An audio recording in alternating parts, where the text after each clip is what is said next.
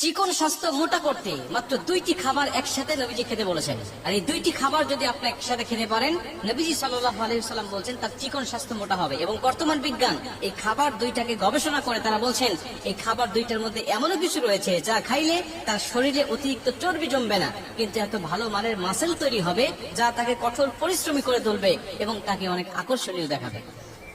বর্তমান বিজ্ঞান নবীজি সাল্লাল্লাহু আলাইহি ওয়াসাল্লামের প্রতিটা হাদিস নিয়ে গবেষণা করতেছে, প্রতিটা খাবার নিয়ে গবেষণা করতেছে, যেগুলো নবীজি খেতে বলেছেন, যেগুলো নবী পছন্দ করতেন, এবং এগুলো গবেষণা করে করে তারা আশ্চর্যজনক তথ্য তারা আবিষ্কার করতেছেন।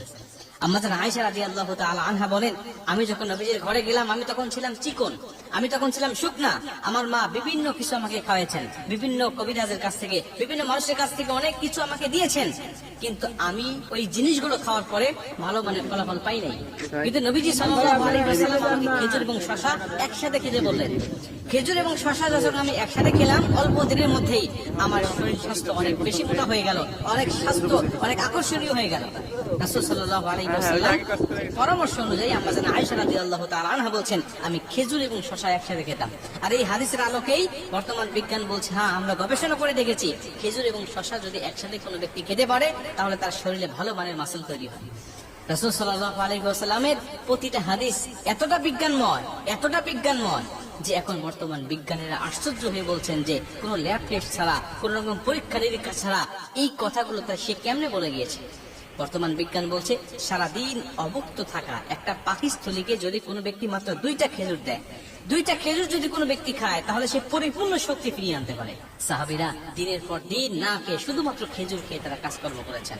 খন্দকের যুদ্ধের সময় খাবার নাই, শুধু খেজুর খেয়ে তারা খন্দকের যুদ্ধের সময় খন্দক করেছেন, খনন করেছেন। বিজ্ঞান বলছে খেজুরের মধ্যে ভিটামিন এ, বি, সি, কে সহ বিভিন্ন রকম অনেক অ্যান্টিঅক্সিডেন্ট রয়েছে, বিভিন্ন রকম উপকারগুলো রয়েছে। এগুলো খাইলে মানুষের শরীরে অটোমেটিক বিভিন্ন শক্তি সম্পন্ন হয়, শক্তি যোগান দেয়, যেগুলো তাকে অনেক কর্মঠ করে তোলে, অনেক পরিশ্রমী করে তোলে এবং সে ব্যক্তিকে অনেক আকর্ষণীয় দেখায়।